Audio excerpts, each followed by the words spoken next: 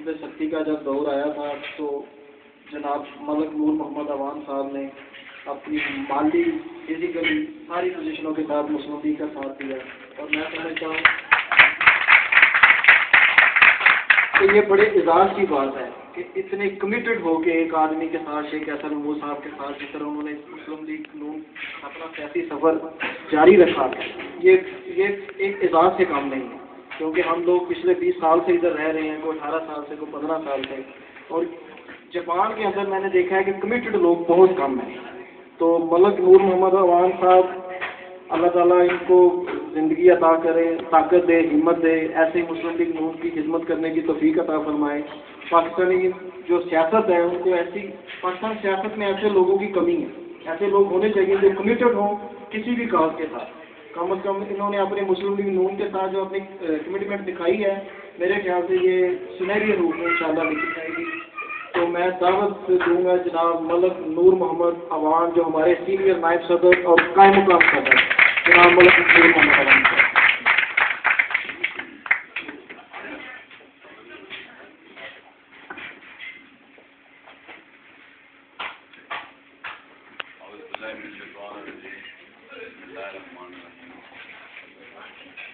میرے مجلس عملہ کے رکن اور ملک ریاض صاحب اور میرے السلام علیکم۔ سب سے پہلے تو میں ملک صاحب کا شکر گزار ہوں اور شیخ تنویر صاحب کا، جنہوں نے یہ سارا اہتمام کیا اور آپس میں بھائیوں کو اکٹھا کرنے کا موقع ملا، اور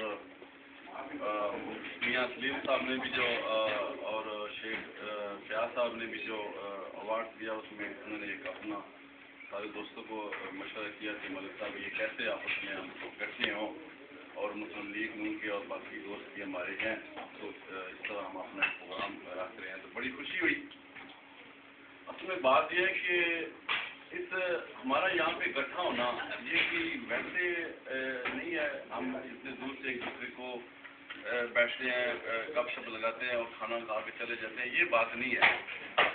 اس پارٹی کے پیچھے بھی یہ ملک صاحب کی کیا کہتے ہیں کہ ان کی قربانی، ان کا اس ملک میں کسی کو ٹائم بھی دینا اور ہر چیز بھی لگانا، یہ بہت کم ہے۔ یہ جو انہوں نے دوستوں کو ملایا اور آپس میں ایک محبت اکٹھا کیا، یہ کیوں محبت جو ہے یہ پاکستان کے لیے ہے، یہ ہمارا گٹھا بھی ہونا پاکستان کے لیے ہے اور ہمارے پاکستان مسلم لیگ نون میاں نواز شریف صاحب کے لیے ہے۔ تو جو ان کی جو بھی سوچ ہے، آخر میں یہ ہے کہ ان کی سوچ کے پیچھے جو آپ دیکھا جائے کہ ملک صاحب اور انہوں نے سوچا کہ پاکستان میں ہم کیسے میاں صاحب کی طاقت بنے اور اس میں ہم آپس میں کیسے گٹھیں اور آپس میاں صاحب کی طاقت بن کے اور پاکستان کا ہم آپس میں مل جل کر پاکستان کے بارے میں سوچیں۔ لانگ مارچ میں تھا، ہمارے ساتھی 10-15 ساتھی ہم یہاں سے جاپان سے بھی گئے تھے، میں اس وقت دبئی میں تھا، ہمارے بھائی شیخ احسن ہمارے لیڈر بھی ہیں اور ان کی قربانیاں بھی کبھی تو ہے نہیں ہے۔ میں نے ان کو فون کیا، میں نے کہا آپ کا کیا خیال ہے کہ جناب علی کے لانگ مارچ آ رہی ہے، تو انہوں نے کہا کہ ہم سب تیار ہیں، لیکن میرے ذہن میں ایک شک تھا، اللہ معاف کرے انسان ہے، فرشتہ تو نہیں ہے، بات آ جاتی ہے ذہن میں نے بولا کہ شاید یہ ہم ساروں کو بھیج کے خود یہ نہیں جا رہی، وہاں پہ دھماکہ ہوگا، وہاں پہ ابھی شور مچ رہا ہے، ہمیں وہ مرنے کے لیے کون بھی جب کسی کو بولو دھماکہ ہوگا تو آپ وہاں پہ آ جائیں، لیکن خدا کی قسم جب میں وہاں پہ پہنچا، سب سے پہلے کفن پہننے والے شیخ احسن محمود صاحب،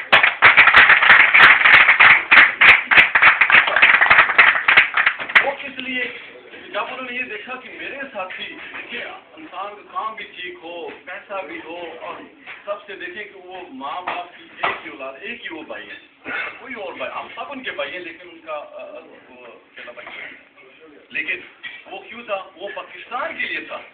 ہمارے قائد میاں محمد نواز شریف صاحب نے، آپ دیکھیں آج ڈاکٹر قدیر صاحب اگر وہ رہا ہوئے عدلیہ کی آزادی کی وجہ سے وہ رہا ہوئے، آج اگر کسی کو انصاف مل رہا ہے عدلیہ کی وجہ سے مل رہا ہے، میاں صاحب میاں نواز شریف صاحب بار بار زرداری صاحب کے پاس باقی گلانی صاحب کے پاس جا رہے تھے کہ جاپان کے تو پروگرام تھوڑا سا اس کی وہ چودھری شاہ صاحب کی تھوڑا سا لیٹ آئے ہیں، اس کی وجہ سے تھوڑا چینج کرنا پڑا ہے. تو چونکہ وہ روح رواں ہیں جس وجہ سے آج کی محفل ہو رہی ہے، قائد اعظم ایوارڈ جو انہوں نے پاک جاپان کے سدسوں سے دیا ہے، تو ان کے خیالات سننا بہت ضروری ہے کہ ان کے ذہن میں کیا تھا، کیا ہے مستقبل میں، کس وجہ سے ان کے ذہن میں یہ بات آئی کہ یہ ایسے ایوارڈ دینے چاہیے تاکہ پاکستانی کمیونٹی میں جو لوگ اچھے کام کر رہے ہیں ان کی حوصلہ افزائی ہو. تو میرے خیال سے ان کے خیالات سننا بھی بہت ضروری ہے، کیونکہ تھوڑا سا لیٹ ہو گئے ہیں. ویسے تو مہمان دوسری کا وہ آخر سے ہی ہوتا ہے خطاب، لیکن وہ تھوڑا سا لیٹ ہو گئے، اس لیے ان کو میں دعوت دینا چاہتا ہوں کہ وہ آئیں اور اپنے خیالات کا اظہار کریں. جناب چودھری شاہ صاحب کیمرے کو کچھ بعد میں کر لیں، تو پلیز گزارش ہے کہ 5 منٹ کے لیے آپ اپنے کو خیالات ناصر ناگر گاؤں صاحب بھی ایوارڈ یافتہ ہیں، یہ بھی کر لیں. ناصر ناگر گاؤں صاحب اتنی دیر میں ناصر ناگر گاؤں صاحب کے خیالات سن لیتے ہیں، ان کو بھی اللہ تعالیٰ نے ایوارڈ دیا ہے. شکریہ. کہاں سے کوئی مسئلہ نہیں، زیادہ نہیں سنا. تو آپ اپنے خیالات کا اظہار کریں. آپ کو ایوارڈ دیا گیا ہے تو آپ اپنے خیالات کا اظہار کریں اور بتائیں کہ آپ کیسا محسوس کر رہے ہیں. وعلیکم السلام. یہ میری غیر موجود ہوئی جو چودھری شاہد صاحب کے ایوارڈ کی جو تقریب تھی، تو مجھے افسوس ہے کہ میں وہاں موجود نہیں تھا، مطلب کچھ حساب پتہ کس کو ملنا چاہیے کس کو نہیں ملنا چاہیے. بچوں کو مجھے جو ملا ہے وہ مطلب یہ صحیح ملا ہے. تو بہرحال خوشی بات ہے کہ جس شخصی کے نام سے یہ ایوارڈ مجھے ملا ہے اور یہ میرے باعث فخر ہے، اور میری کوشش ہوگی کہ جس شخصی کے نام سے یہ ایوارڈ ملا ہے اس شخصی کے نام کو ہم اپنے پاکستان کے اپنے دل کو سمائیں اور ایسا جو بھی تقریب ہوا کرے اس شخصی کو جو ہے سنوایا کیا جائے اور اس کی تقریب جو ہے دوسرے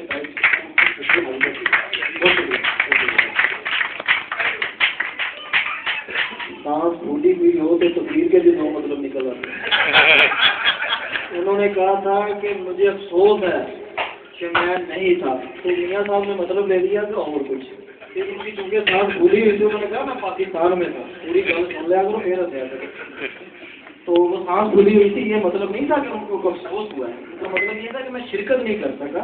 تو یہ مطلب تھا. جیسے میں نے ایک ہی سانس میں ہی وہ فکرہ مکمل کر دیا، انہوں نے اس کے 2 حصے کر دیے تو لوگوں کو مطلب دوسرا نظر آیا. چوہدری صاحب کیمرہ چھاڑ دیں، مطلب غلط نکل سکتے. تو میں دعوت دیتا ہوں جناب چودھری شاہ صاحب کو جو روح رواں ہیں قائد اعظم ایوارڈ کے، میں انہیں دعوت دینا چاہتا ہوں کہ آگے آ جاؤ. کیمرہ چونکہ ادھر ہی ہے، کیمرہ جو تھوڑی فوٹو میں آئی تو مطلب اوکے جانا. تو پلیز آئیں اور ایوارڈ کے بارے میں بتائیں کہ آپ کے ذہن میں کیا تھا، مستقبل میں آپ کا کیا پلان ہے. تو پلیز جناب چودھری شاہ صاحب. ملک صاحب السلام علیکم.